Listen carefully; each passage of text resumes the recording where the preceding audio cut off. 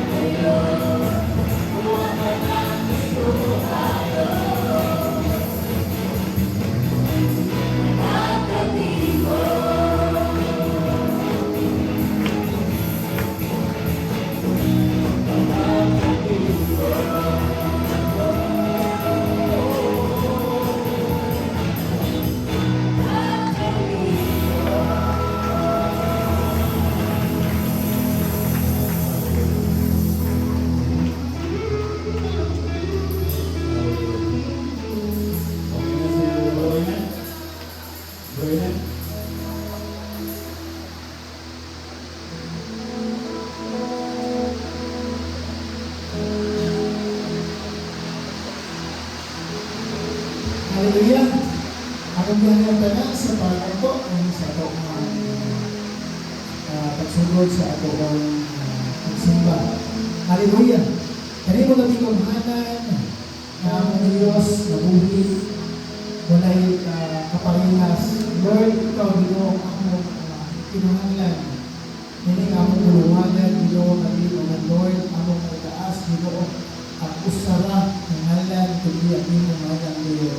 Ikaw ang Diyos na dili, Ginoo, maulog. Ikaw ang Diyos na dili maulihan. Ikaw ang Diyos na bantunan sa kanan. Ikaw ang Diyos na naglingkod sa trono sa Aman. Lord, salamat kayo, Ginoo, Lord. Maniha sa imo ha, trono, imo ginantaw, Ginoo, Lord, at imo mga anak karon sa pagdami o pagsimba ng kanina. Amahan, salamat kayo. Ginoo, Lord, ang mga kasing-kasing, manimong usawa, Ginoo, Lord, sa pagdami o pagsimba ng laman kanina. Lord, ukta, among ipakayo, Ginoo, Lord, na imong tuyugan, imong dalon, Ginoo, sa dapit, Ginoo, Lord, na masinatin mo ang imong balaang presensya, Ginoo, ng taknak sa kawag-bago, Lord, nakita mo, Ginoo, Lord, kung unsa, baba sa among ginaguli, Lord, adunay mga huna-huna na musulod sa among huna-huna, adunay mga ayaw, adunay mga panagsugod, Ginoo, Lord, na kasing-kasing, Ginoo, Lord, adunay mga tingkil, adunay mga dili, maayo, Ginoo, Lord, na kasinatilan, God, ikaw lang mo yun, Ginoo, ang makakaayo ninyo, Ginoo, ng itaklag sa kabutago. Habang inisahulay na mo, Lord, ang kanyang baba, Ginoo, Lord, hindi mo piling pagkasunod, hindi mo piling pagkatantangon, Ginoo, Lord, hallelujah, God. Lord, salamat, Ginoo, Lord, na kami malipayon, Ginoo, sa pagkain, Ginoo, Lord, malipayon, Ginoo, madukol, Ginoo, kanimo, Amahan. God, hindi na mo mga pagdangin, Ginoo, Lord. Kami nagpinahangalan sa ibang buyo, nagpinahangalan mo, Ginoo, Lord, na ikaw ang among kabuhan. Mga Lord, kuyugin o kuwanin kami, Ginoo, Lord, sa ibang mga anay, Ginoo, para sa among pagkain, na usara, Ginoo, ang among nahilod, kundi ikaw lang, O Diyos. Mga Lord, salamat. Usbuna mo, Ginoo, na sa tagat ng mga pagkain, Ginoo, nagula ini, Ginoo, Lord, sa mga taksa-taksa na kasing-kasing, urupitan, o punsa ini, Ginoo, makahatag o malipayon, Ginoo, Lord, na pag-ambil, Ginoo, sa pagkain. O God, ikaw, Ginoo, makahatag, Ginoo, Lord, o tulong naman. Ginoo, Lord, sa panana mong saman, Ginoo, Lord, sa panana mong itinahanglan, natulad, Ginoo, Lord, mga pangutana, Ginoo, Lord, mahimong, nakiling adlawa, Ginoo, Lord, mahimong tubag, Ginoo, kaayuhan sa pagsataksa na ako, Ginoo, masamaran. Lord, salamat, Ginoo, ikaw, Ginoo, na upan ka na mo, kanunay, kung sa tanan ilayon, Ginoo, Lord, among gawaton, ang nagabugan, at ikaw, ang among pasalugan, kung pasalamatan. Kinikanan, among pinag-ibalik, Ginoo, kanang bulong kong himawa, sa pangalan ni Jesus. Amen.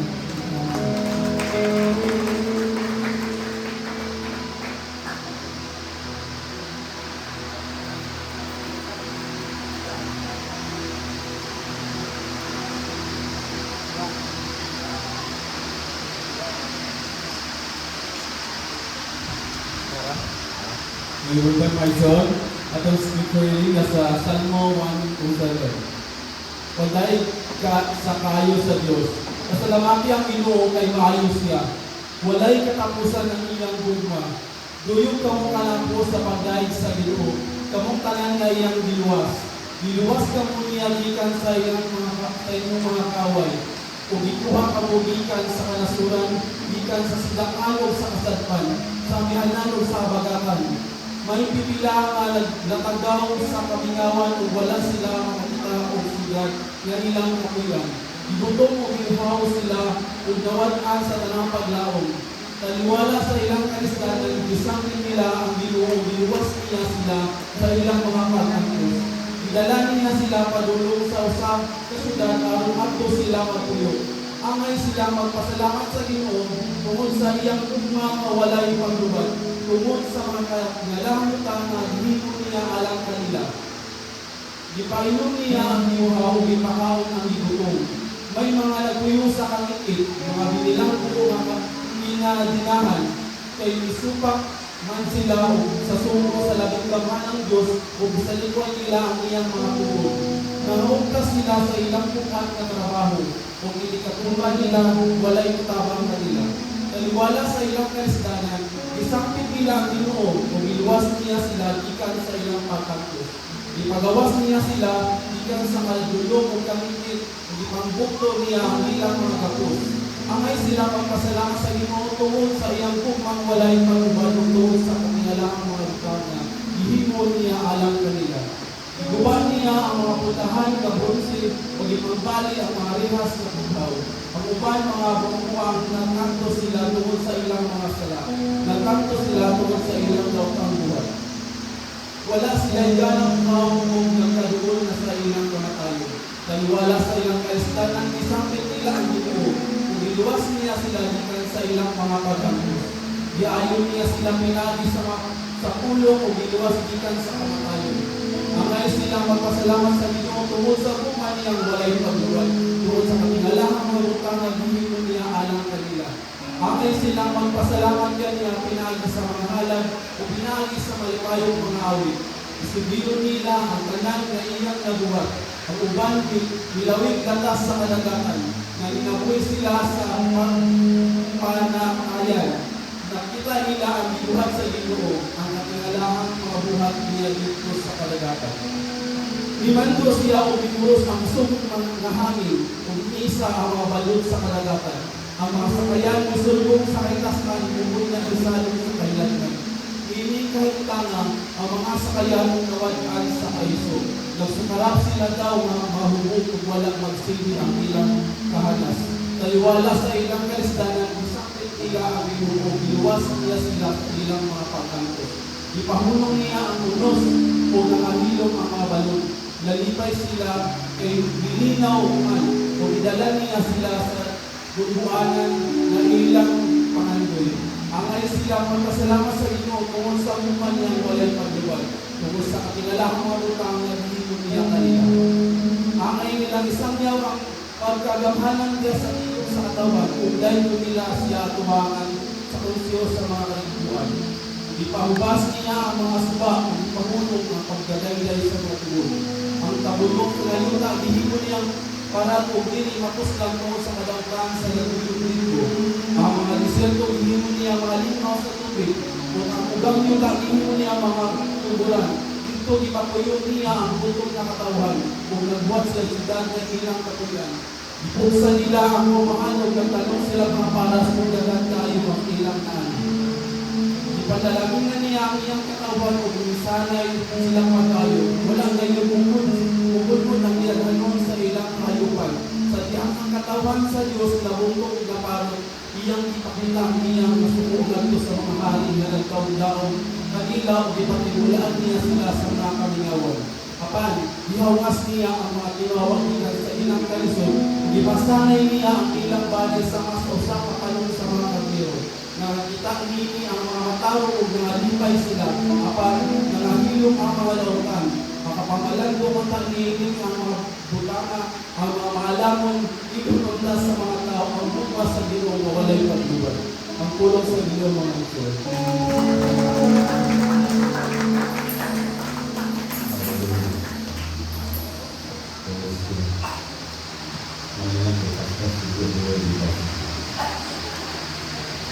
Kami sa pulong sa Ginoo ito mga balik-balik kung may isang isangpit nila ang Ginoo.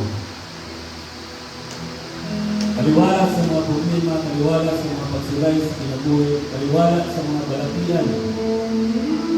Isangpit nila ang Ginoo. Kung nag-awit sila, nagpasalamat sa buhay ng Diyos dito. So kung sa man ang imong nagian karon sa manahang igsoon. Hallelujah. Ang Diyos na igsoon dili layo sa imong kinabuhi. Ang Diyos dili bugol na dili makalugog sa imong mga pag-awit o pagpasalamat. Kung sa imong mga pagsangpit diha kaniya. Ang igsoon ang pagpuntahan. Hallelujah. may mga butang na nagahawin mo karon, mga butang, mga problema. Atong unahon ang pagtayo pagkasalanan sa buhay ni Diyos Kristo. Hallelujah. Hallelujah. Lord, kaya kasulbaran sa tanan na igsoon na ang Kristo. Amen. Hallelujah. Kung nakita ni Lord ang mong singkasing karon, kung sa kakamalibayon, kung sa excited ni Lord, ang madayag yan. Amen. Hallelujah. Hallelujah.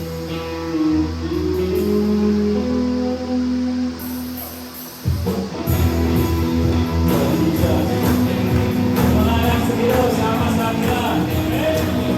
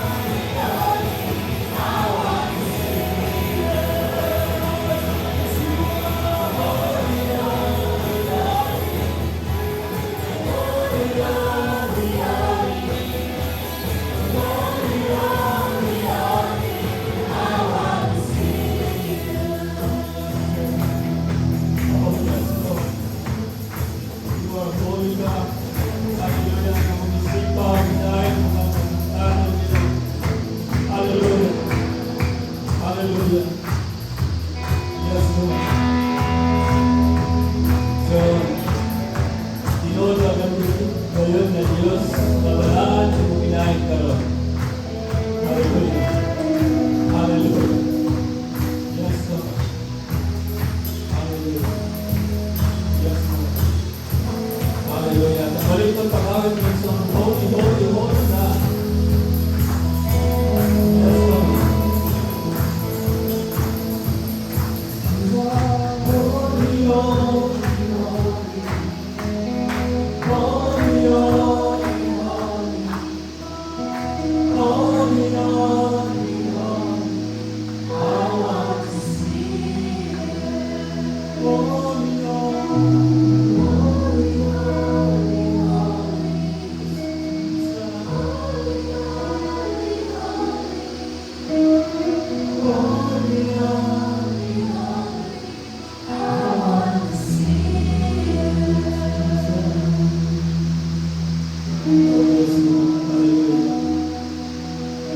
Lord, nakita ko Ginoo mo, nakawag Ginoo. Yan nagasimba, nagadahil yan mo, Lord. Nakita mo Ginoo ang sa mga singkasing karang Ginoo. Nakita mo Lord sa mga karugaton. Nakita mo Diyos sa mga problema. Nakita mo ang tanan Ginoo. Kung kay tanan Ginoo, wala di matabo, wala ni mo Diyos. Nakita ko sa Ginoo ang imong nakita ko sa Ginoo ang among mga sala malagad. Hallelujah. Nakita mo ang tanan Ginoo. Hallelujah. Yes, Lord. God, balaanan mo mga anak Ginoo, samtang magatuwang na kanimo karon, Lord. Yan sa mga pagdaig, Ginoo. Lord, nagilitin mo na may kawang, Ginoo. Ginoo mo mga panagsimpa na kanimo, Diyos. Panag-awit niya kanimo, Lord. Lord, nagilitin yung attendance lamang, Ginoo. Every Sunday, Lord, niya kami, Ginoo. Nagilitin mo, Diyos. Hindi usang kapapasalamat. Ngayon mo kami kinagaan sa online, usok, kinabuhi, Ginoo. Ngayon mo kami kipadama, pinagagawa, O Diyos. Hallelujah. Sa tamong tibok, pamilya, Ginoo. Lord, salamat. Salamat, Ginoo, Diyos. Hallelujah. Nagisan para sa ang mga ulos, upagyo sa kinabuhi, Lord. God, Ikaw ang hari ng lumiday, kung simba, O Diyos. Ikaw ang Diyos sa mga Diyos, Lord. Hallelujah. Wala'y kakumparan na rin mo, Ginoo. Wala'y sama ka rin mga Diyos, Lord. Hallelujah. Ikaw ang Diyos ni Abraham, ni Jacob, ni Isaac, Ginoo. Kung hatod ka lang, ikaw ang Diyos, kung wala'y pagkabago, Ginoo ka. Lord, salamat. Hallelujah. Salamat, Ginoo. Salamat sa mga pag-amping mo, Diyos. Hallelujah. Oh, yes, Lord. Oh, yes, Lord. Hallelujah.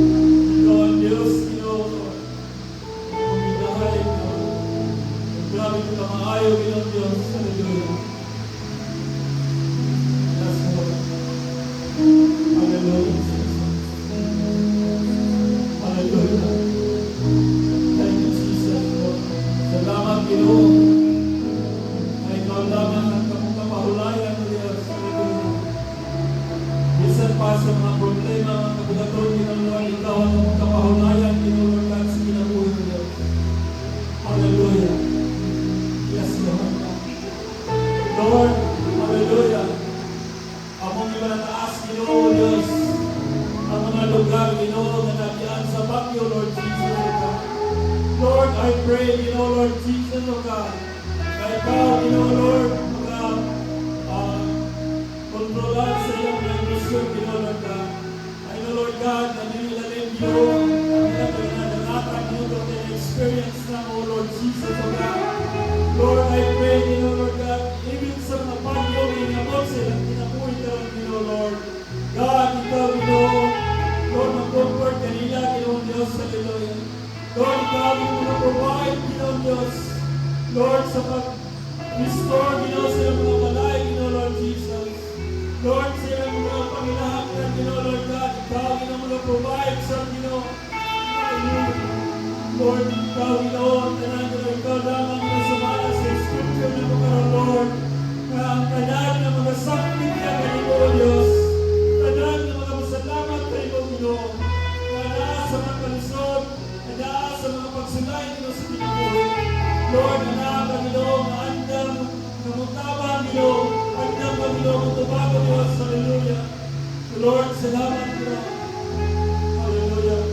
Lord, kay ikaw lamang ang dalampanan, Ginoo, Diyos. Wala na inain, Panginoon.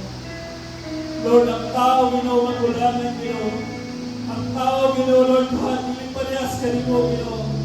Ang tao, mawalibad, Ginoo, ang ikaw, dili mo, Diyos. Hallelujah. So, Lord, salamat. Salamat sa iyong pagkamaayo, Ginoo, Lord Jesus. Lord, nasayag ka, Ginoo, sa magsingkasin sa maran na ginanatihin ni nga David, Ginoo. Hallelujah. Give your healing, Ginoo, sa magsingkasin sa maran, Lord. Hallelujah. Emotion na sa maran, Ginoo. Hallelujah. In Jesus' name, hallelujah. Lord, I pray. Lord, ka si Bibi na nahilanat, Ginoo. In Jesus' name, hallelujah. Lord, ikapang yung lawas, Ginoo. In Jesus' name, hallelujah. Ora sika na nasaraba sika na lalapit, hallelujah. Oh, Jesus. Hallelujah, Lord. Thank you, Jesus. Kayuhan, Ginoo. Oh, nalayon ka, O Diyos. Hallelujah. Hallelujah. Thank you, Jesus. Hallelujah, Lord. Thank you, Father God. Salamat, Ginoo. Hallelujah, Lord. Oh, nalayon ka, Ginoo. Tapos ka na simbahang pasalamatan, O God. Hindi ka buntagon, Ginoo. Hindi mo lamang ang taas na pagpasilumong pagpasalamat, Lord. Lord, kaya ngayon kaligtanan, O God. Hallelujah. In Jesus' name. In Jesus' name, hallelujah. Hallelujah. Oh, yes, Lord. Lord, may mga Diyos na malaan, Ginoo, na magsisimba. Ngayon ka, tapos ka. Hallelujah. Ang tanan magayon. Amen. Amen. Hallelujah.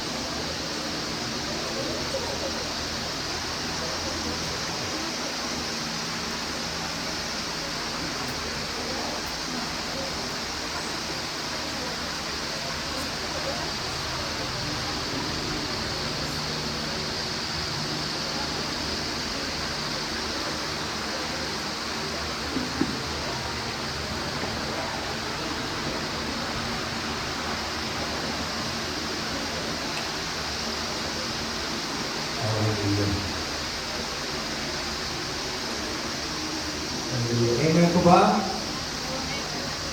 Ay, ibang Diyos. Buhay bang Diyos. Amen. Karong araw kay Lord, guys, at kailangan talaga natin ma-open up yung mga hearts natin, yung mga espiritu natin sa Ginoo. At hayaan natin si God na kumilos. Amen? Si God na kumilos. Sa mga kahula-hula natin, o kasing-kasing natin. Kasi obviously naman, hindi natin kaya na mamuhay ngayon sa panahon ngayon na walang Diyos. At kung naniniwala kayo dyan, palagay ko yan yung reason kung bakit nandito tayo sa church karon. Kasi kailangan natin ng Diyos. Amen? At kapag ikaw ay nandito na umaga at hindi mo pa natanggap ang Panginoon, nato sana, bago ka pa umuwi ngayon, tanghali, sana, tanggapin mo ang Panginoon Diyos. Kasi gusto ko lang abot sa inyo na hindi pa kayo nakakaranas na ng kabuuan ng buhay hanggat hindi mo talaga na-surrender sa Panginoon, mga ito. Unlimited man ang opportunity ni Lord, pero ang gusto ng Ginoo is karon mismo. Huwag mong sayangin yung araw, huwag mong sayangin yung panahon, huwag mong sayangin yung buhay mo. Mag-surrender ka sa Ginoo at hayaan na sa iyong kikilos sa iyong sinabuhi. Grabe. Na-enjoy niyo ba sa pag-alagad sa Ginoo? Kahit mahirap? Kahit may problema? Kahit may mga dinadaanan na hindi mo na nasasaktan? Guys, ito yung pinaka-amazing na bagay about faith sa pananampalataya pa. Kapag ano kasi yung faith natin sa Ginoo, is hindi kasi natin nasasaktan kung ano yung gusto ni Lord, kundi sumusunod tayo sa gusto ni Lord. Yung faith na ito is hindi yung faith natin ay nati-judge natin dahil sa mga nakikita, kundi sa mga bagay na hindi natin nakikita. At dito sa aklat na ng Hebrews, mga ison, hindi naman sa 11 tayo mag-ano na yun, pero yung sa aklat na ng Hebrews, chapter 11, ito yung pinaka-faith chapter ng Bible, at sabi daw, ito yung pinaka-ebidensya na may Diyos. Dahil kasi kumikilos siya kahit hindi mo nakikita. May ginagawa siya kahit hindi mo na-feel. Salamat naman, mga ison, ang salvation natin is hindi ang isang feeling. Kundi yung salvation natin is isang eternal na promise na ihatag sa atin ng Ginoo. At hindi tayo dinajudge ni Lord kung ano yung feeling natin. Kundi tinatingnan ni Lord natin mga kasing-kasing. Amen? So yung kasing-kasing natin, parang punta pang ison, i-agree mo natin kay Lord, i-surrender mo natin kay Lord, at hayaan natin na si Lord yung maiabot sa inyo kung ano yung need mo karon. Amen? Si God yung may alam kung ano man yung kakilangan ninyo karon punta. Dili si Pastor Rai, dili si Pastor Eden, kundi si God lang. At meron akong isa-share na yun about sa mismong dugo ni Kristo. Gusto ko i-share sa inyo about sa napaka-banal na dugo ni Kristo. At kung gano'n ka-importante itong dugo na to sa mga lives natin bilang mga Kristiyano, mga ison.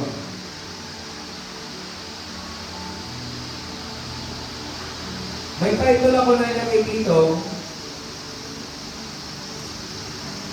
at i-share ko lang bago pa tayo tumuloy sa ating papasahin. Pero yung title na nilagay ko dito sa mensahe na yun is, what are you cleansing yourself with? Kung sa mga igamit mo, pampalinis ng iyong sarili. Hindi ito patungkol sa dabso, hindi patungkol sa tay, hindi ito patungkol sa mga ginagamit sa paghugas or laba or ligo. Ito ay patungkol sa iyong spiritual na mga katawan, lawas. Kung sa gigamit ninyo, pamlinis ng iyong mga lawas. Kasi meron dito, babasahin natin yung mga ikso dito sa Hebrews 9. Dito tayo, karon buntag sa Hebrew 9. At grabe yung about na i-share dito about sa dugo ni Kristo and about sa dating mga sacrifice na yung kailangan gawin para magiging malinis ang isang tao. Ngayon, magpasalamat tayo dahil hindi na tayo kailangan mag-sacrifice tulad doon. Pag-usapan natin ng konti mga ikson. Pero napakalingdod itong mensahe about sa kung unsa man ang ginagamit natin sa paglinis ng ating mga lawas spiritually. And i-explain ko na sa inyo kung anong ibig meaning ng title or question. So, title na question. So, itong building na to, anong tawag dito? Saan ang tawag dito sa building na to? Church. O, bali ginagamit din ng court, so may dalawang purpose. Pero church ang tawag dito, building siya. Okay, kung atras natin sa unang panahon, nila Moses, nagpatayo din sila ng isang tent. Kailan ninyo kung ano yung alam niyo kung ano yung pangalan ng tent na yun, yung inaano nila, tapos tinatanggal, alipat sa ibang lugar. May pangalan ng tent nila. Alala ba ninyo yung pangalan? Starts with letter T, pero hindi siya tent, ha? Tabernacle. Yung tabernacle. Yan yung parang temple na ito ay temporary. Na kung asa man si Lord na ipabutang ang mga Israelita, pinapatayo nila at doon sila nagsasamba sa Diyos. Ito yung tabernacle, ng earthly tabernacle, mula Old Testament all the way sa kinamatayan ni Jesus, napaka-importante mismo yung building. Okay? Siguro alam na natin itong story na to, pero i-share ko sa inyo, yung building ang pinaganda nila yung templo mismo. From yung tabernacle sa panahon ni Moses, palapit ni David, na si David mismo nagkaroon na ng pangarap or panaginip na gusto niya magpatayo ng templo, pero yung gusto mag-start na sana siya, nahingon sa kanya ng Lord na ikaw mismo hindi pwede. Dahil ikaw ay hindi naman sa marungi, kundi ang kamay mo may mga dugo. At hindi ikaw yung karapat-dapat na gumawa, kundi yung anak mo si Solomon ang magtatayo na ng templo. So yung mula sa panahon ni Haring Solomon, nagpatayo ng napakalaking templo, napakaganda, puno-puno ng ginto, puno-puno ng mga gamit na napakalingkod na galing sa mga ibang bansa, yung mga kahoy na ginamit, super amazing, yung mga lahat ng mga tela na ginamit, super amazing, at grabe yung focus sa templo. Ngayon, i-fast forward pa ng konti mga ikson, yung templo, grabe mga dinaanan, every time na nagkasala ang Israel, sinakop sila ng ibang bansa, pinaparayatan or overtake yung templo ng mga tagalabas, kinukuha nila yung mga gamit, kinukuha nila yung mga ginto, kinukuha nila yung kayamanan, yung ginagamit sa sacrifice, at balik zero na ng mga Israelita. At after na balik sila sa Ginoo, nagbalik naman ni Lord yung mga gamit na yung templo na gumagana naman. Ito ay nangyari over and over and over. Ay yung pinag-importante sa mga Israelita was yung templo. So kung maalala natin yung mga everyday, mga rituals sa templo mga ikson, hindi natin pag-usapan lahat dahil kasi ang haba, pwede niyong basahan sa Old Testament. Grabe yung mga pinagawa ni Lord. Every day, 24 hours a day, may nasusulog na insenso, na iba-iba yung mga amoy, na ito ay binigay pa ni Lord yung pinaka-ingredients. At ito lang sabi ni Lord, kung nagamit mo ito sa labas ng templo, patay ka mo. Ito ay para lang sa Ginoo. At 24 hours a day for years and years and years, sinusunog yung insenso. Yan yung isa. Yung pangalawa naman, umaga, gabi, may sacrifice. Yung buong araw, may mga sacrifice. At napaka-eksakto yung kailangan gawin. Pag hindi mo sinunod, Nagagalit daw ang Diyos. Na yung mga dugo kinukuha, yung mga laman kinukuha, ginagamit sa iba't ibang mga bagay. At napaka-importante yung daily condition ng templo ng Exod. Now, fast forward mo natin, pag nabasa mo sa Ezekiel, sa Daniel, yung mga Nehemiah, yung mga minor prophets, major prophets, na kwento sila about sa downfall ng templo at ngayon, ang Babylonia, sinakop na ng Israel at sinunog na ang templo. As in, talagang back to zero, back to wala na, ginawa yung lahat ng tao dinala sa Babylonia. At yan yung katapusan ng templo all the way sa bagong tipanan. At ngayon, pumasok na yung mga Pharisee, pumasok mga Sadducee, pumasok yung mga high priest, at nag-create na naman ng panibagong gulo para sa mga Israelita, yung mga Hudyo. Sinishare ko to kasi gusto ko ipaabot sa inyo about the earthly tabernacle, the earthly temple. Ito yung ginawa sa earth about sa temple daw ni God. Sacrifices upon sacrifices, pampalinis daw ng guilt, pampalinis daw ng kasalanan, pampalinis daw na may dumi o nakikita daw ng ahawak ng patay. As in, everything na maisip mo, meron silang sacrifice para doon, para magiging malinis daw yung tao. Guys, kung tutusin, gusto ko iba lang ipaabot sa inyo, bago pa tayo tumuloy dito, is yung life bilang believer noon, grabe mga ison, parang imposible talaga. Mag-isip ka lang ng masama, kailangan kumuha ng kalapati, kailangan hiwain ng tama. Kung mali pa ito yung hiwa, hindi kapatabi. O yung mga baka, yung mga tupa, yung mga hunting, may eksaktong animal para sa tanan ng mga kasalanan na kinuha ng tao. At sinusundan yun. At kapag hindi mo nagawa yun, hindi ka daw pinapatawaran ng Diyos. Ang hirap siguro noon na mamuhay pa sa Diyos. Na sinishare ko lang para pag-gets na natin na may i-compare natin na yun. Na kung angkol sa ginagamit natin sa pag-inas ng lawas natin. Kasi noon, yung dugo ng mga hayop. Yung noon, sacrifice sa templo. Hindi pa nga pwede sa bahay na mag-sacrifice. Kaya kung pag nag-sacrifice naman sa bahay, siguro on the spot, patay na ka. So itong old covenant mga Exon, yung old covenant, yung ibig sabihin ng covenant, itong promise, itong agreement natin sa Ginoo, yung old mga Exon is parang napaka-complicated para sa akin. Ang daming kailangan ibuhat para lang daw makalapit sa Ginoo. Pero ito pa yung yung comparison dito, nung unang panahon, yung templo, may isang malaking kwarto, isang room, at doon nakalagay lahat ng mga instrumento, at tapos may malaking curtain na alam na natin sa loob-loob. Ito yung pinaka-holy of holies. Usang tao lang na pwede magsunod dito. Yung pinaka-high priest. At guys, once a year lang. Papasahin na natin dito. Kung dala-dala yung mga Bible ninyo karon mga Ison, ilipat ninyo sa Hebrew chapter 9.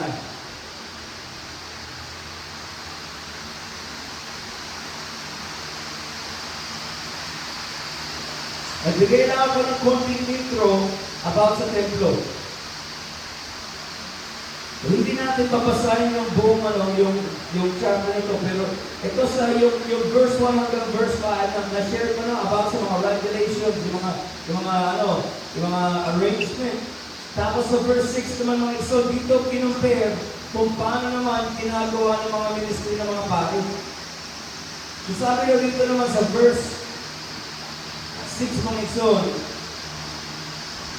pag naayos na lahat, yung templo sabi daw, ganoon ang pagkakaayos sa loob ng tolda sa bahan. At araw-araw pumapasok mga pare sa unang silid ng tolda para gampanan ang tungkol nila.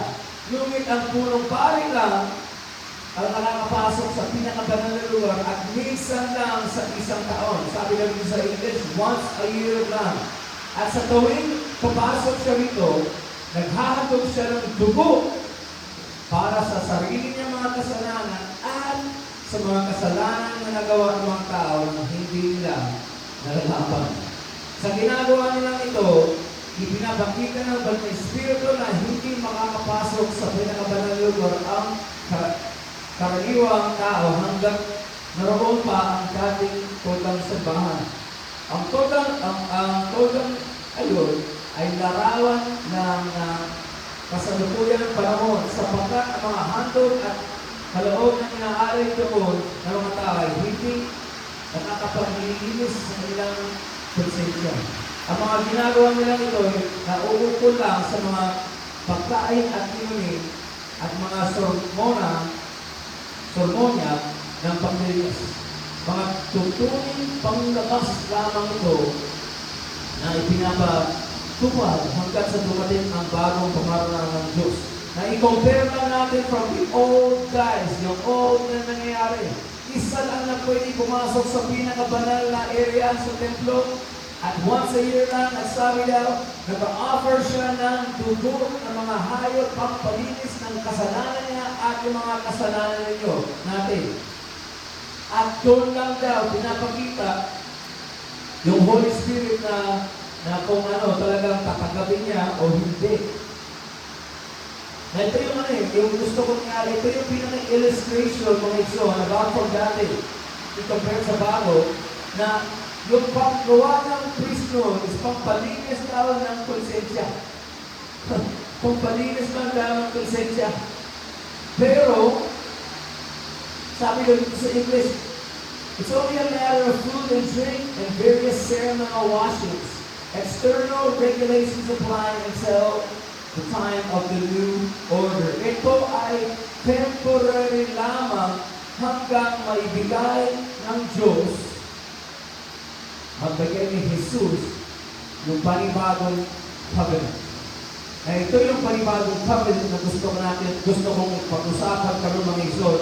Kasi ito ay patungkol talaga kung ano yung pumusa man ang igamit mo sa paglinis ng iyong spiritual na lawas.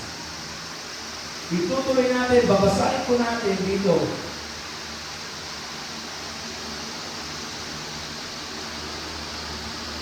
Ay, ipag-usapan na natin ito saglit.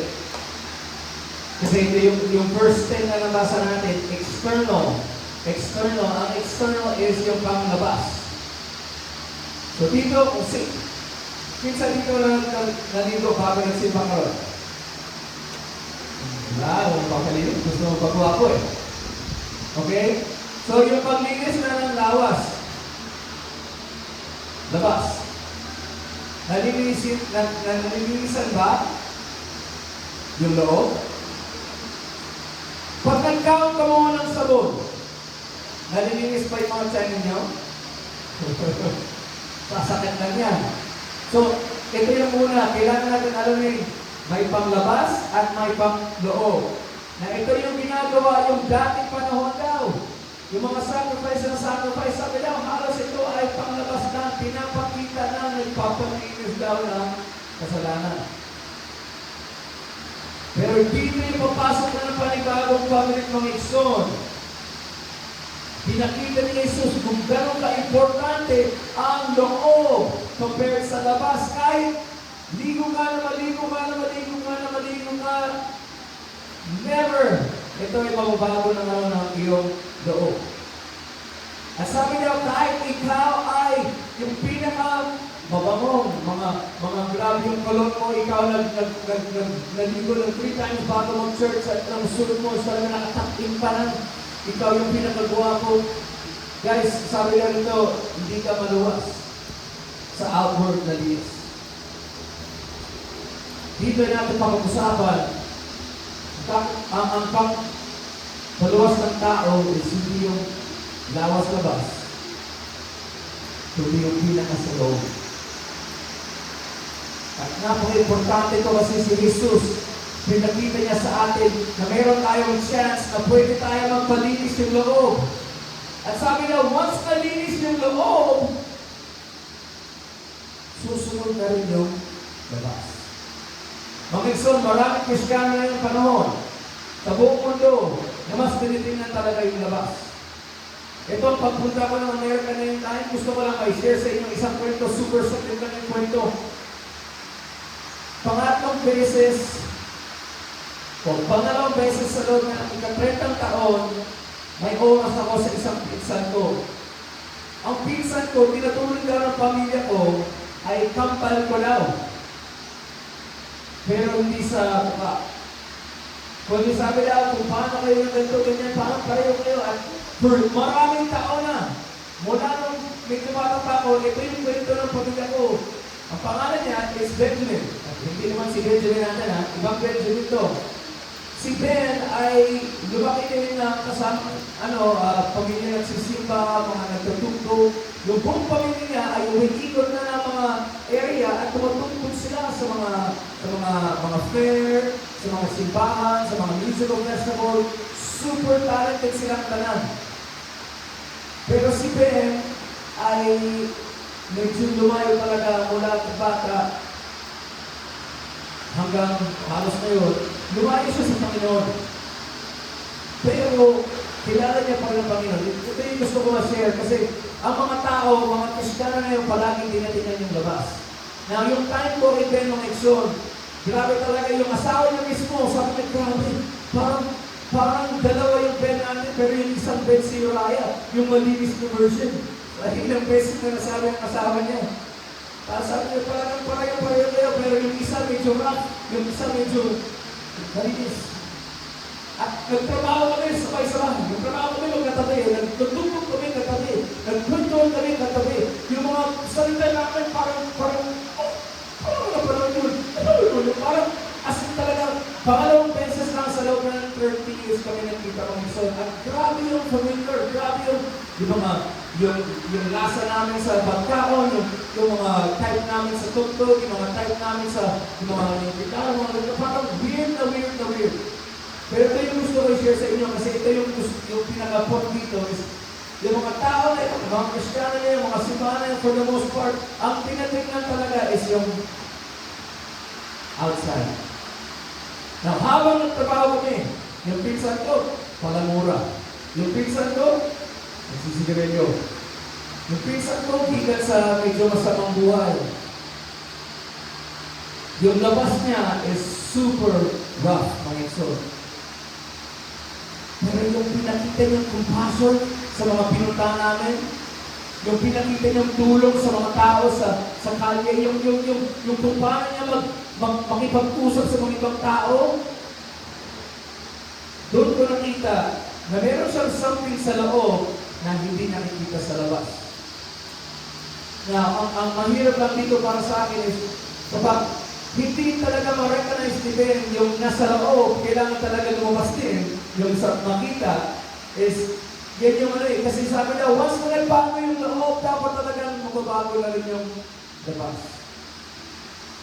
Yung pinaka-away ni Jesus sa mga Pharisees, mga Sadducees, mga temple leaders, sabi niya, para kayo mga basurahan na pinitura na lang ng puti. Nakala mo napakalinis, pero yung loob, napakakulong na.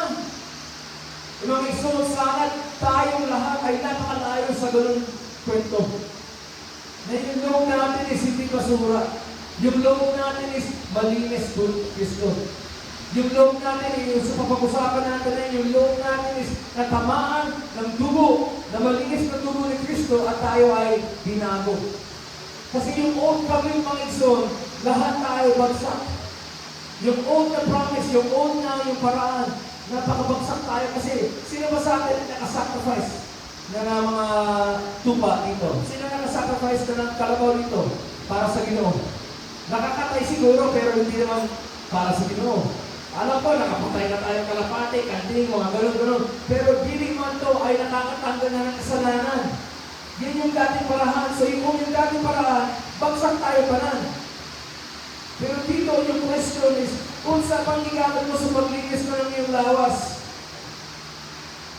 ito yung pinakagusto kong i-share sa inyo ngayon. Kasi yung old blood ng mga hayop, mga Ikson, way kwenta. Way halaga. Yun na yun. Hanggang doon lang yun. ito yung isa pa dun eh. At alam ko si Ben, maraming alam dito. Na yung panahon ng Ison sa Israel, sa bandang Middle East, gusto nilang baguhin ulit or buhayin ulit sa pag-sacrifice ng mga bata. I know you know about this. I'll just make it well about they're trying to bring the sacrifices again. May mga bansa na yun, binabalik daw nila yung mga sacrifice, pagpatanggal daw ng kasalanan. 2025 na, tapos bubuhayin ulit yung ganun ka-kulukuhan. Hindi ba sa nila naniniwala sa ginawa ni Kristo? Kasi ito din yung gusto ko iabot sa inyo mga ikso na yung buntag. Is yung ginawa ni Kristo, once and for all. Yan yung pinaka-finish na ng natin ngayon, Wally, pero diligin ko na yung yung pinaka parang pagagat ba. Once and for all yung ginawa ni Kristo, hindi na kailangan ulit ni Kristo. Yung dugo niya, ito yung pinaka-importante na malaman natin na may power talaga. May power talaga yung dugo ni Kristo. So, ituloy natin dito mga ison. Yung Old Covenant, ito yung blood ng mga hayop. Yung Old Covenant, yung dating parangan, dugo ng mga hayop. Na kahit ano man yung gigamit mo na pang-sacrifice para kay Lord ngayon ng mga hayop, why kwenta? Pero yung panibagong covenant, ang binigay ni Kristo, sabi na dito, tandaan ninyo, ito yung binigay ng buwan. So, tuloy natin dito mga isong sa verse 11. Sabi na yung title dito is, ang dugo ni Kristo. Ang dugo ni Kristo. Sabi na, nung dumating na si Kristo, na punong pari na bagong paraan, na higit na mabuti kaysa sa dati. Pumasok siya sa mas dakila at mas ganap na tulgang hindi gawa ng tao at wala sa mundo nito. Wow! Minsan lang pumapasok si Kristo sa pinakabanal ng lugar at hindi dugo ng kambing o ng guya ang dala niya, kundi ang sarili niyang dugo. At sa pamagitan ng kanyang dugo, tinubos niya tayo sa mga kasalanan natin magpakailanman. Ayon sa kautusan, kung itinuturing na marumi ang isang tao, kailangan siyang bisikan ng dugo ng kambing or toro at ng abo ng dumalagang baka para maging malinis. Kung nakakalinis ang mga ito, higit na nakakalinis ang dugo ni Kristo. Sa mapagitan na walang hanggang Espiritu, inaalay ni Kristo ang sarili niya bilang handog na walang kapitasan sa Diyos. Ang dugo niya ay nilinis sa ating puso't isipan upang matalikuran natin ang mga gawain walang kabuluhan at paglikuran ang Diyos sa buhay.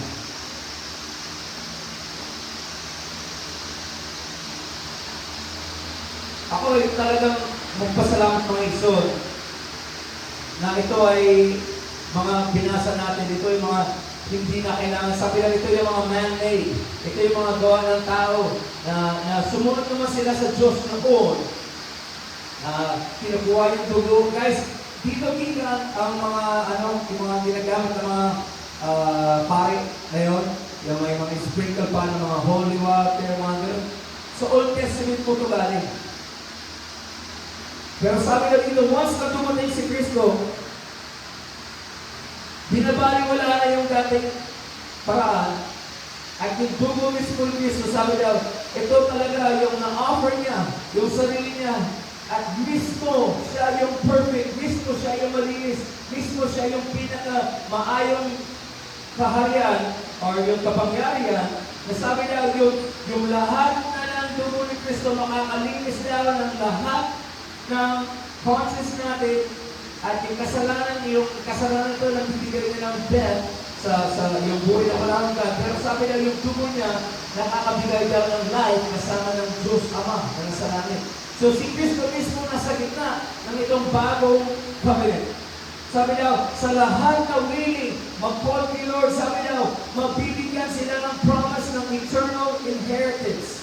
Guys, kung hindi mo masasaktan yung pinaka-eternal inheritance, kailangan mo malaman na kung ikaw mismo nag-surrender na kay Lord, ikaw mismo na tumanggap kay Kristo, ikaw mismo tinalikuran na yung dati mong buhay, sabi daw, meron kang buhay na never once makikita yung katapusan ng eternal life.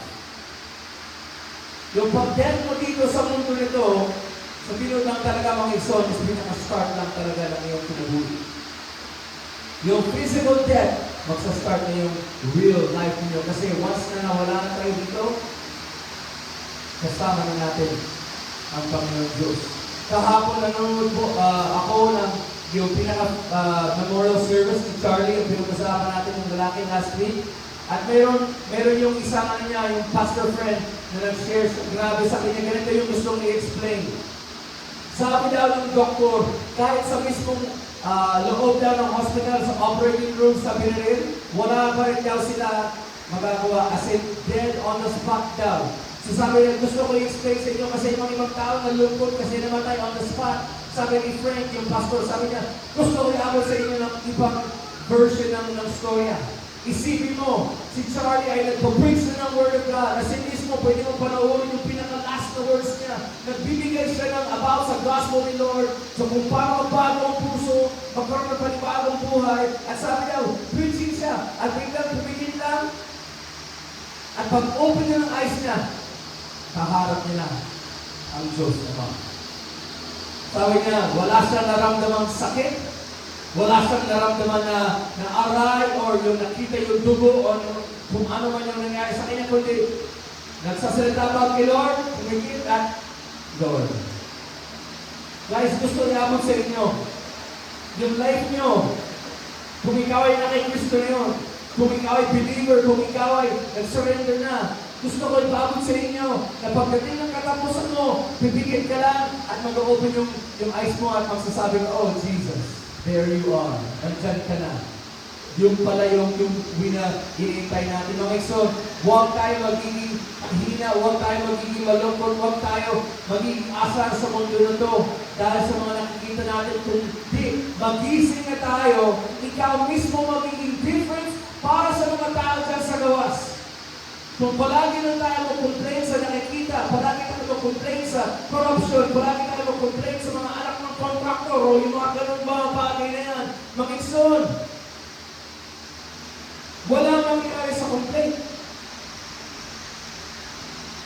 Pero kung makaroon ka ng lakas ng loob, patungkol sa Panginoon Diyos, kung ikaw ay magbasa ng iyong pulong ni Lord, kung ikaw ay kumilos na narinig nyo sa mga wali o kung ano man yung ibasa ninyo sa Biblia mga ison, pwede kayo magkaroon na ng difference. Pwede kayo mag-start na ng revival. Pwede kayo mag-start ng movement. Huwag yung isipin na, oh, isa lang ako. Mga ison,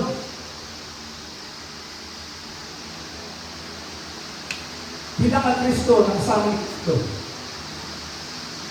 Marami ba si Kristo? O nag-iisa lang? Isa lang. Alam na natin, John 3:16, the one and only Son. Nag-iisa lang. Mamaya sasabihin naman, kasi anak ng Diyos yun. Okay, sige, i-fast forward natin. Pila ka buo ang mga disciple? 12. Okay, sa 12 disciples mga ikson, 12 lang sila. Hinalat nila yung salita ng Diyos. Na umabot na nga dito sa Pilipinas. At tayo nagkaroon ng tsansa na mabigyan ng panibagong buhay. Ako ay nagtataka kasi ang dami mga simbahan sa Pilipinas, sa Amerika, sa mga ibang bansa, ang dami mga simbahan. Ngunit, konti lang naman talaga ang mga buhay na lugar sa loob ng simbahan. Kunti lang yung willing na talaga maibigay nila yung buhay nila para sa Ginoo. Kunti lang yung willing na mag-share sa mga ibang tao about sa faith nila. Dito sa panibagong covenant na ihatag ni Lord sa ating mga minson, hindi niya ipahatag to sa atin para tayo ay magiging isang lubot sa tukuan tuwing Sunday. Masakta ba natin? Dili attendance ang ihanap sa atin ng Ginoo. Dili nga na nakikinig ng pastor once a week ang hanap ng Panginoon. Ilang beses na share ng Pastor Edwin to, ilang beses ko na share to. Ang kihanap na ng Diyos natin is isang warrior, isang tao na dili na handog sa kung ano man, kung saan man na meron dito sa world nito, sa mundo nito. Hindi niya nahahanap ng isang tao tahimik. Hindi niya nahahanap ng isang tao na once na naligtas ay natatago na sa bahan.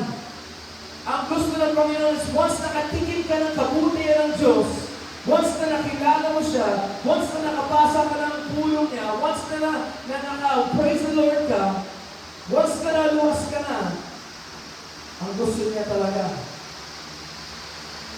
is mag-live out loud.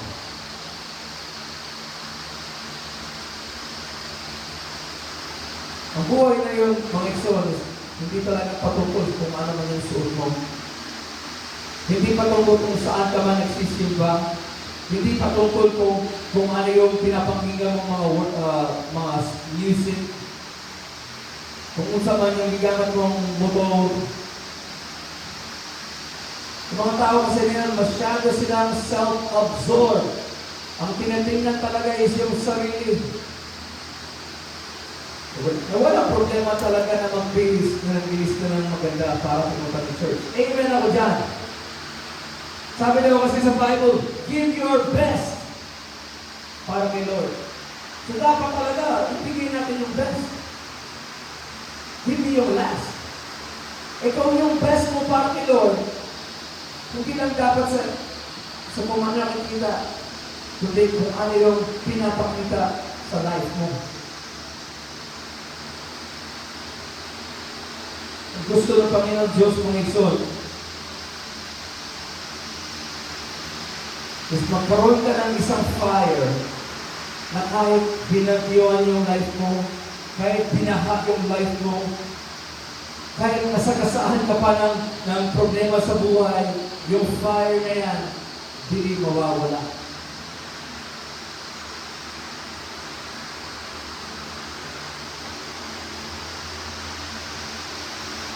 Ang isang way na hindi mawawala yung fire mga isod is kung ano yung condition ng iyong spiritual na lawas.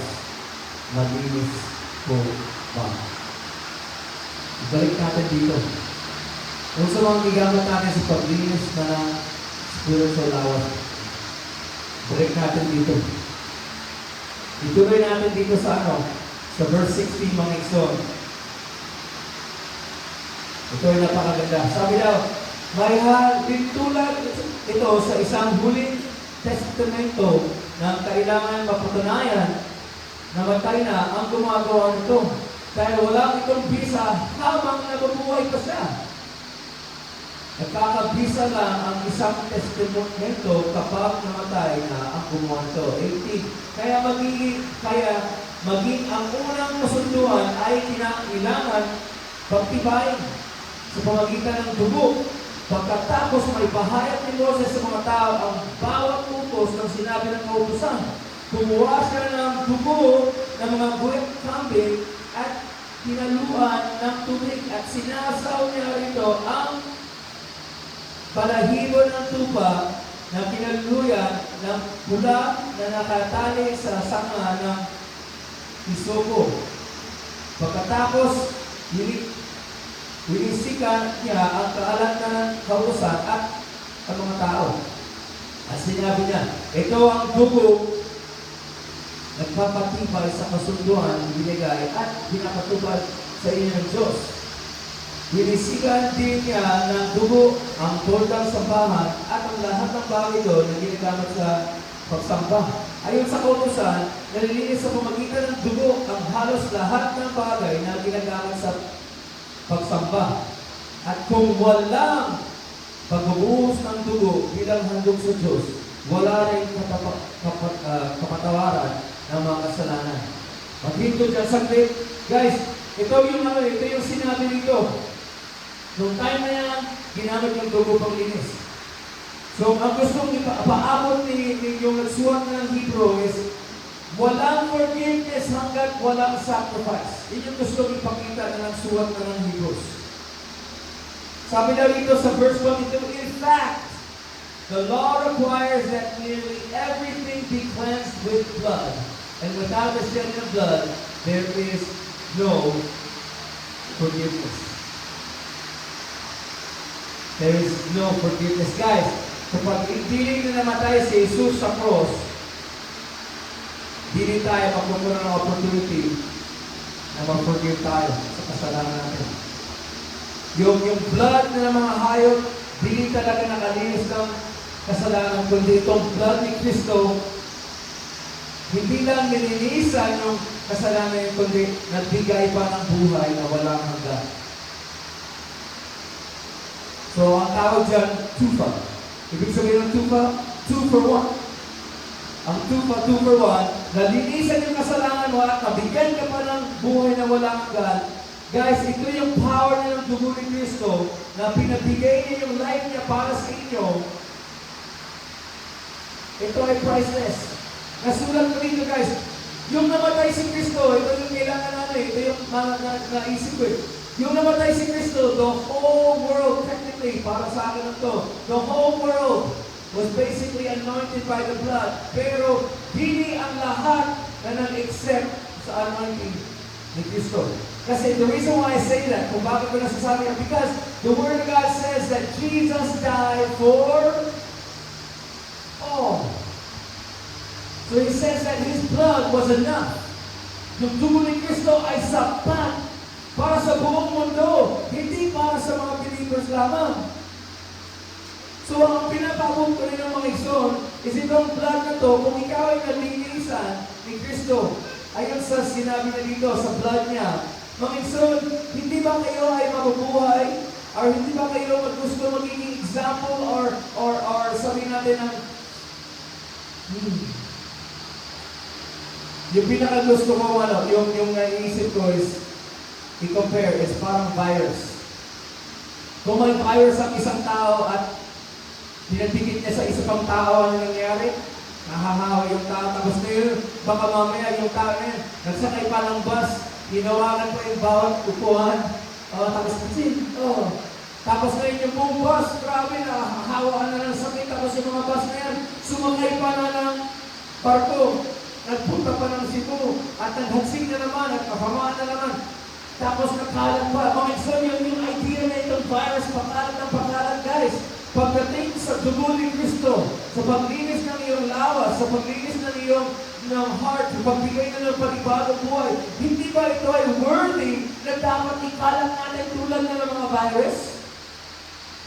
Kasi ang sabi ng Bible, you were infected with Jesus na para maka-affect ng ibang tao. Walang kabuluhan, walang sense na ikaw ay nakatanggap ni Kristo at yung dugo ni Kristo, sinasabi niyo mo lang. Lahat tayo ay mga sinungaling. Kung sinasabi natin, tinanggap natin si Kristo, at wala tayong ginagawang ikalat si Kristo. Nasaktan ba natin mga ison? Mamaya masakit. Sobrang judge mo naman si Pastor Ryan. Basahan ba? Ang Biblia. Kung ikaw ay nagpasabing Kristiyano ka, hindi man to religion, kundi relationship. Kung ikaw ay nagpasabi, I am saved in Jesus' name, tapos never once na ikalat mo. Sinabi mo, I'm infected with Jesus, pero wala naman akong effect sa mga ibang tao. Ano yung pinaka-definition ng Kristiyano? Tagasunod ni Kristo. Ano ibig sabihin ng tagasunod ni Kristo? Kung ano man yung hindi buhat ni Kristo, dapat ibuhat mo rin. Amen po ba? Klaro ba? Nasabta natin? Kasi kung wala tayong ibuhat para ni Kristo, hindi natin masasabi, mga ito na tayo ay talagang tagasunod ni Kristo. Ang ganda ng sinabi niya, na-share ko ito kay Young last week. Sabi ko, Young, grabe yung isang pastor nag-share, sabi niya, ang Kristiyano or ang pastor nag-re-reproduce na ng Kristiyano or ibang pastor only kung ano man meron sila or kung sino man sila. So yung isang pastor daw corrupt, ang tinuturo lang naman din sa mga kaigsunan niya is corrupt. Kung yung isang pastor, okay lang ang kasalanan sa kanya, ang may tuturuan sa church is okay lang ang kasalanan. Sabi niya, everything reproduces itself. Kapag tinanim niyo yung buko, hindi naman kalabasan yung lumalabas. Di ba? Yung sense na kung ikaw ay Kristiyano, kung ikaw ay tagasunod ni Kristo, at sinasabi mo, yes, I believe, I'm Jesus, basta praise the Lord, mga ganun. Tapos, wala naman reproduce na na Kristiyano, hindi patungkol sa mga bata, ha? Mamaya sabi, may mga bata naman ako, reproduce na. Ito ay patungkol sa disciples. Kasi ang tunay ng disciple, makinig po tayo. Hindi ako, sukuan. Passion lang sa Pastor Rai. Makinig lang, yung point nito. Malapit na tayo matapos. 10:37 pa lang mga iso. Pangapunta. Salamat ni Pastor Edwin. Short lang yung worship. Hindi. Makinig lang, okay? Ito ang statement. Kung may share ko lang maayos. Tumahingon mo na ikaw ay disciple ng Kristo. Disciples produce disciples. Yung definition ng disciples na kasunod ni Kristo. Mag-disciple. Dili po pwede, makinig po tayo ng mabuti. Paminaw ha? Dili po pwede na hanggang disciple ka lang.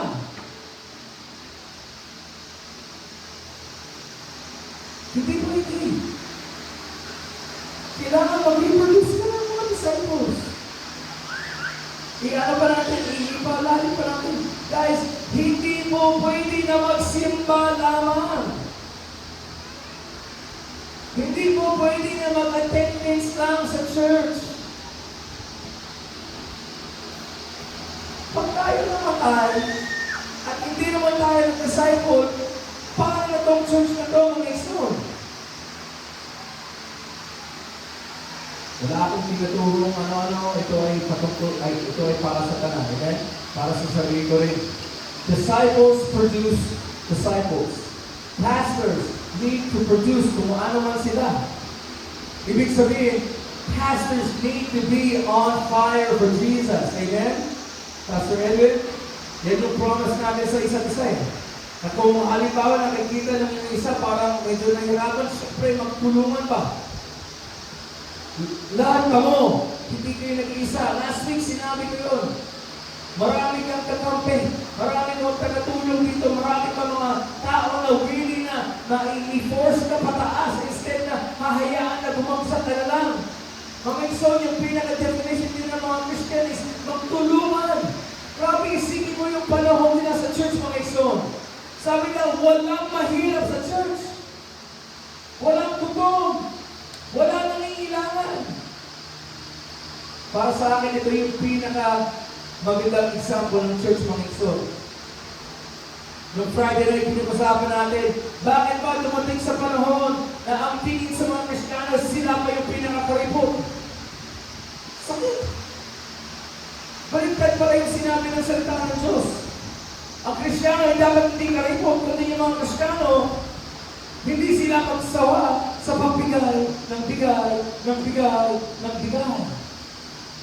Kasi hindi mo kaya i-outgive si God. Yung dugo ng Kristo noon, makapangyarihan. Hanggang ngayon, guess what? Makapangyarihan pa rin yung dugo ni Kristo. Nagbibigay ng buhay hanggang ngayon. Nagbibigay ng lakas hanggang ngayon. Nagbibigay na ng joy hanggang ngayon. Nagbibigay na ng strength. Nagbibigay ng peace hanggang ngayon. Never once nawala yung kapangyarihan ng dugo ni Kristo. Ang nawawala lang man talaga is yung concentration natin kay Kristo. Nawawala yung apoy natin kay Kristo. Nawawala yung kapakakainlove natin kay Kristo. Mga Ikson, never once nabawasan ang gugma ni Lord sa inyo. Itapusin natin itong last na portion dito sa chapter 9, mga Ikson. Kasi yung whole earth was anointed with the blood of Christ. Pero hindi lang nila tinanggap. But those that receive the anointing, those that receive the forgiveness of sins, those that receive Christ, mga Ikson, Since then until now, may eternal glory ang lahat na tumatanggap kay Kristo.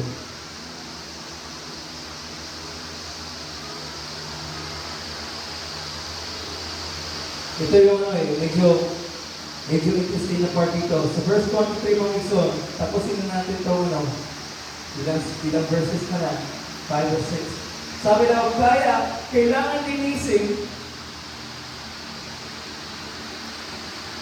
sa pamagitan ng ganitong paraan ay paghahandog ng mga bagay sa sambahan ito na larawan lang ng mga bagay na nasa langit. Lumit ng nangangailangan ng mas mabuting handog ang mga bagay na nasa langit. Sapagkat hindi pumasok si Kristo sa isang banal na lugar na gawa ng tao at larawan lang ng mga bagay na nasa langit, kundi sa langit mismo yung pinuntahan niya. Siya na yun ay namamagitan para sa atin sa harap ng Diyos. Wow! Wala nang templo, wala nang simbahan, wala nang tabernacle, kundi si Jesus mismo yung nasa gitna. Si Jesus mismo naggagawa ng lahat ng pangingailangan mo sa harap mismo ng Diyos. 25. Ang punong pari ng mga Hudyo ay pumapasok sa pinakabanal na lugar bawat taon na may dalang dugo ng hayop. Nung si Kristo ay minsan lamang naghandog ng kanyang sarili at hindi niya ito uulitin pa. One and done. Isang beses lang na kailangan mamatay si Kristo para sa kasalanan niyo. Never again kailangan mag-sacrifice. Never again kailangan magpalinis yung si Kristo. Kundi yung ginawa niya sa cross, forever good na yan. Goods to go na tayo sa dugo ni Kristo. Tapusin natin ito. Sabi niya, once and for all. Hindi na kailangan ulitin pa. 26, dahil kung kailangan ulitin, maraming beses sanang nagdusa si Kristo mula pa ng likha ng mundo. Ngunit minsan lamang siya na parito sa mundo upang alisin ang mga kasalanan natin sa pamagitan ng pagpahandog ng kanyang sarili. Ginawa niya ito ngayon, matatapos na ang panahon. Ginawa niya ito ngayon, matatapos na ang panahon. Itinagda sa mga tao ang mamamatay ng winsan at pagkatapos nito ang paghuhukom ng Diyos. 28. Ganon din naman, minsan lang namatay si Kristo nang ihandog niya ang kanyang sarili upang alisin ang kasalanan ng mga tao. At muli siyang babalik, makinig po tayo, at muli siyang babalik dito sa mundo. Hindi na upang apuin muli ang kasalanan ng mga tao, kundi upang iligtas ang mga tao na naghihintay sa kanya. Mangiksod, one time lang na kailangan mamatay si Kristo para malinisan niya ang imong spiritual na lawas. Kung ano yung ginawa niya daw, pinagsilyado niya ang God na yun na yun. Never again na kailangan bumalik si Kristo para mamatay sa kasalanan. Kundi sabi niya dito,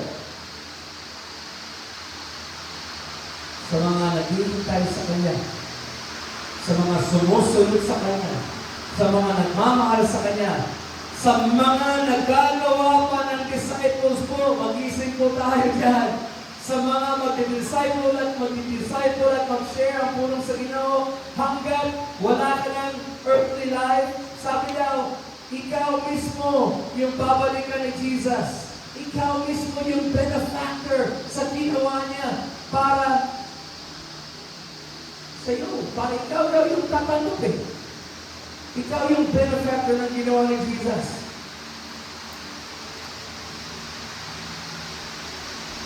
Dahil sa dugo niya, binigyan daw tayo ng panibagong chance na mamuhay ng sigla.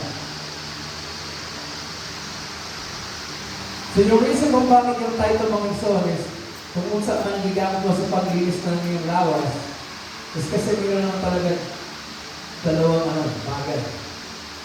Kung i-compare lang natin sa lumang promise, yung dugo ng mga hayop na alam na natin ay hindi talaga makakalinis na ng sins kumpara sa dugo ni Kristo, hindi lang nakakalinis na ng kasalanan, kundi nakakabigay pa, ihatag pa ng buhay na walang hanggan.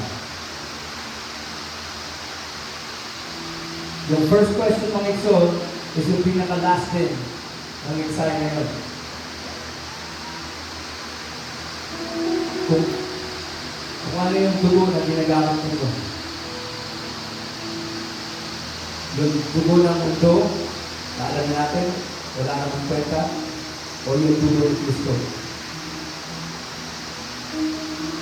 Magsimula sa question at mag-finish sa question ng Exod. Hindi naman ito yung weird na talaga yung mismong dugo na pinag-usapan, kundi yung pinaka-idea na na-sacrifice ni Jesus yung sarili niya para sa imong kasalanan. Ikaw ba ay tumanggap na sa Kanya? Ikaw ba ay namumuhay ba sa Kanya? Ikaw ba ay willing na mag-disciple pa?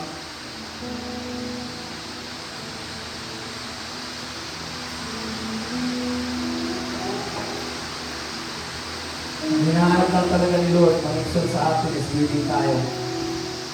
Magpagana tayo sa ginawang exon. Kasi sabi daw sa mga naghihintay sa Kanya, sa mga naghihintay sa Kanya, yun yung mababalikan niya. Ang ganda ng promise mag-exon. Ganda ng promise ni Lord sa atin.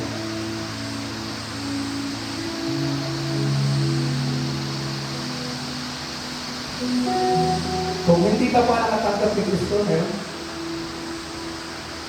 kung hindi ka pa nalilisan ng dugo ni Kristo ngayon, ngayon pa, gusto ko lang talaga mabigyan kayo ng oportunidad.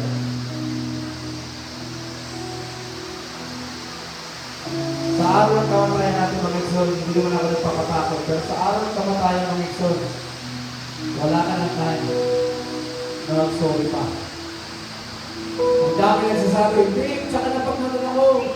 Magsasorry ako, mga Exod. Hindi po ito pwede. Sabi na dito sa Hebrew,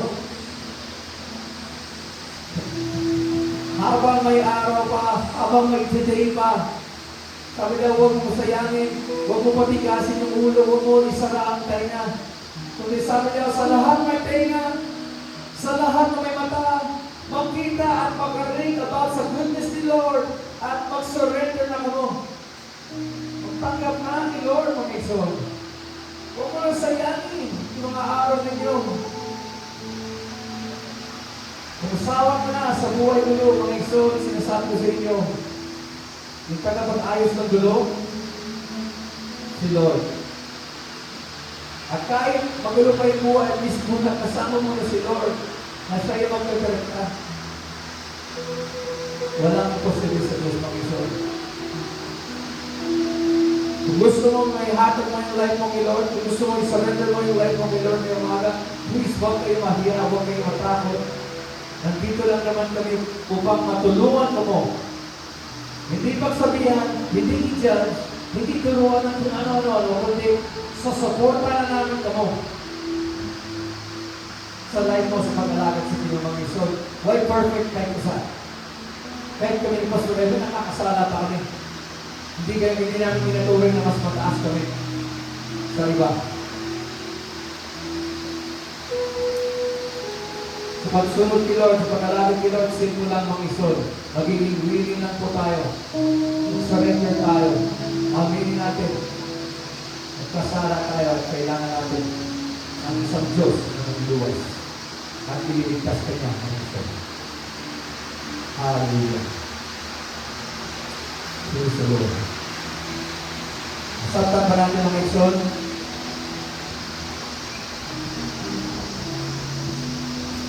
Dugo lang talaga ni Kristo ang may kapangyarihan. Oh, Jesus. Hallelujah. Prepare lang natin mga hearts natin. Paghatag ni Lord, ang ating mga ikabuk. talagang excited lang talaga ako. Ang dami pang gagawin ni Lord dito sa lugar ito. Pero di man ito masustart sa akin, Pastor Edwin. Kung ito ay masustart talaga sa inyo. Kung love mo si Lord, gawin ninyo yung sinabi niya. Go and make disciples. Kailangan na talaga natin kunin yung mga tarpaulin doon sa tikas. May sabit na dito para talaga pag-exit dito. Hindi niya matandaan sa paglawas diri. Yan ay ang mission field ba? Sa paglawas diri, kailangan talaga ikalat yung salita ng Diyos. Kahit kanina. Amen? So, hallelujah. Let's get ready to give and give with a joyful heart. Amen? Hallelujah.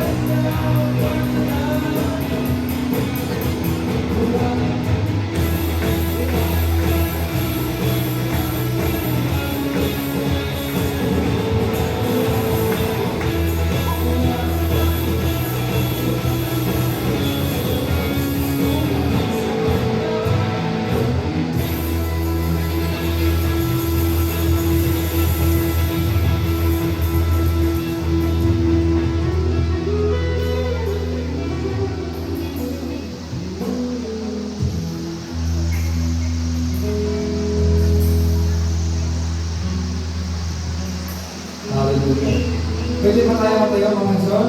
Dito? Hallelujah. Bago tayo mag-pray, mag-announcement lang, next week is First Sunday. So, alam mo na, mag-invite tayo at kung meron kayo mga extra food na gusto nyo tuloy, come on, ibalik na natin yung talaga yung First Sunday, Fellowship Sunday, na hindi lang nag-iba yung mga niluto, kundi meron ka mga extra na 3 sa akin, dalhin mo. May extra tinapay, dalhin mo. Kung may extra juice, dalhin natin na tayo ay mag-fellowship pagkatapos ng service next week, mga son. At sa mga gustong magtapang, next Saturday is general cleaning dito sa church. Every bago daw per Sunday, may general cleaning. So, ano yung hapon na alas 4 ng hapon daw next Saturday sa Mawiling. Magtamang general cleaning, palibot mo ng church building. At sinasabi ko sa inyo, sa mga sunod na mga buwan, magkakaroon talaga tayo ng mga work day dito. sa pag-paint, sa pag-linis, mga ganyan, maraming projects na may start dito mga Igsoon. So hallelujah, tayo ay magpa-pray, tayo ay magka-close din after mag-pray sa ating offering. I-share ko lang sa inyo sa lahat ng gusto ng prayer, mga Igsoon, nandito kami pagkatapos ng service, lapit lang nyo, ipapapray namin kamo. Okay, after service, wala pwedeng umalis na kung kailangan ng prayer na hindi nagsabi. May opportunity naman talaga kayo na ipapapray kayo. Okay, nandito kami yung Pastor Edwin, nandito sila Promina, yung mga leaders. At kung halimbawa lang na gusto mong tumanggap talaga ng Kristo, mga Igsoon, lapit ka lang. Tulungan ka namin kung ano yung kailangan gawin para talaga makilala mo ng mabuti si Kristo. Amen? So, mag-pray lang tayo sa offering natin bago tayo mag-close mga Igsoon. Hallelujah, Lord God. Salamat kaayo, Ginoo, sa itong butang ito ng Ginoo. Lord, Ikaw ay buhay na buhay, Panginoon. Lord, buhayin mo mga kasing-kasing namin, Ginoo. Na hindi kami mahaglong, Lord, sa kung ano man na nangyayari sa mundo, Panginoon, kundi, Lord, ang iyong Espiritu na bibigay ng lakas, ang iyong Espiritu na bibigay ng kalipay, ang Espiritu na naman ng peace. Ito yung mag-rule, ito yung mag-direkta, ito yung mag-drive ng mga kinabuhi namin, Ginoo. Nagpili kami susunod sa mundo, kundi Panginoon, kanino lamang kami ay hahabol, Panginoon. Salamat, Lord God. God, kunin mo itong mga offer nito, Panginoon. Gamitin mo, Ginoo, sa iyong ministeryo, Panginoon. Gamitin mo, Ginoo, sa iyong simbahan, Ginoo. Lord, ito yung makakatawag sa mga tao. Wala, Panginoon. Nagkadiling kami po, Lord God. Ito sana na makita ng mundo, Panginoon. Ito mga Kristiyano ito, diling kami po, kundi kami pa yung generous, Lord God. Lord, ito ay gusto namin i-promise. Alam namin mahirap ito pa. Pero God, magsastart kami, Panginoon, sa pagtabang, Lord, sa mga ibang kailangan ng tulong, Panginoon. Pumilos ka sa amin, Panginoon. Paulanin mo rin yung mga blessing mo, Panginoon, para mas makaka-bless kami ng ibang tao, Panginoon. Salamat kaayo, Lord. Sa tanan nilang ibhatag, Lord, mga offer nila. Alam namin, Panginoon, nagikaman mo ito sa kabutihan mo, Panginoon. Salamat, Lord God. Hallelujah, Lord God. God, pinapapray ko ang bawat isa dito sa church, Lord. Na kahit kung ano man, kung sa man ang iwan nila karuming, Lord God, ito ay magiging blessed. At Lord, maalala na yung pinag-usapan niyo, Panginoon, patungkol sa iyong dugo, Ginoo. At dahil sa dugo mo, Lord, na i-life kami, at dapat talaga ma-effect namin, magiging effective kami, Lord God, sa mga ibang tao, Panginoon. Na hindi kami magiging contento na magsimpat lamang, Ginoo. Kundi, Panginoon, Lord, hanggang talaga makashare na kami ng 100, 200, 300 na tao, Panginoon, Lord. Tsaka lang kami magsabi, it's not enough. Gusto pa namin nagtagal pa. Please, Lord God, abli mo, Panginoon, ang mga spirito namin, Lord, para magawa namin, Lord, yung pinag-usapan para ito. By your blood, we are saved. By your blood, we are cleansed. And by your blood, Lord, we have eternal life in Christ Jesus, our Lord. Salamat, Lord God. God, tinataas ko sa iyo ang aking kapatid si Gary, Lord God. Nakikita mo ang tanan, Lord, ng mga dinadaan niya sa buhay, Panginoon. Lord, palinawan mo yung kaisipan niya, Ginoo. Mula kay ino hanggang ulo, Ginoo. Protektahan mo, Ginoo. Bigyan mo siya ng mga mayong trabaho, Lord God. Natilig siya mga bad, Lord, sa mga tao kundi, Lord God. Dahil sa ginagawa niya yung trabaho mo, Ginoo, ipabless mo lang siya, Panginoon. Salamat, Lord God, sa kinabuhi niya, Panginoon. Samahan mo sa karamdam, Ginoo. At gamitin mo, Ginoo, sa iyong karayan. Thank you, Lord God. Hallelujah, Lord God. Prepare ko mo kami, Lord, para sa next Sunday, Lord God. Para mag-rejoice kami dahil sa ikaw ay mabuti, Panginoon. Dakila ka sa mga katapusan. Purihin ka, Panginoon, forever, forever, forever. We love you, Lord, and we give you all the glory. In Jesus' name, all God's people said, amen, amen. You'll see, guys, we are starting here Sunday. Blessings at the night, my men's fellowship dito. May Wednesday night naman sa Wednesday, may matapag on Friday. At yung mga youth, karoon na yung free ng youth. Anong oras? 1 o'clock. Ang free ng youth sa mga gusto ng youth na mga Blessings at